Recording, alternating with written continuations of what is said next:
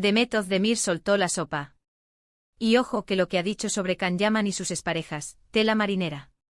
Imagínense la escena, la pobre Demet, acorralada por la prensa en un evento, y le sueltan la pregunta del millón. ¿Qué dijo de Can? Pues no se guardó nada, eso seguro. Para empezar, dejó caer que lo de Can Yaman es Can Yaman. Y ahí ya sabemos lo que significa, ¿no? Un torbellino, un encanto, pero también, seamos sinceros, alguien que no se anda con rodeos ni con dos pasos. Lo más jugoso para mí fue cuando empezó a hablar de las exparejas. Porque sí, Can ha tenido unas cuantas novias famosas, y parece que Demet tiene opinión sobre todas. No es que las haya criticado directamente, que no es de las que se meten en jardines públicos así sin más. Pero sí que dejó entender que algunas de esas relaciones, quizás, no eran tan sólidas como parecían. O que Can tiene un patrón. ¿Y qué patrón es ese? Pues yo creo que lo que Demet estaba insinuando es que Can se enamora rápido, muy rápido, y quizás también se desenamora a la misma velocidad. Un poco como un rayo, ¿me entendéis? Llega, arrasa y se va.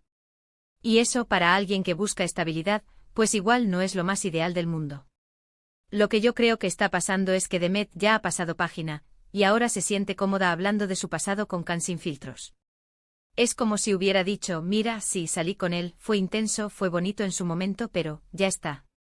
Y al hablar de las otras, creo que lo que quiere es dar a entender que ella no fue la única, claro. Y que quizás algunas de esas otras relaciones terminaron porque la intensidad de Can es mucha.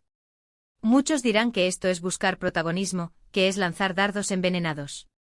Pero yo sospecho que es más bien una forma de cerrar el capítulo de una vez por todas. De decir, esto fue Can, y ahora yo estoy en otra onda. Y al hablar de las exparejas, siento que también está defendiéndose un poco, ¿sabes? Como diciendo, no soy la única que ha pasado por esto. Además, la forma en que lo dijo con esa sonrisa picarona, esa mirada que lo decía todo. No fue una confesión amarga, fue más bien una revelación con un toque de ironía. Como si dijera, sí, soy consciente de todo lo que se dice de él y de sus relaciones, y sí, tengo mi propia experiencia que me dice mucho.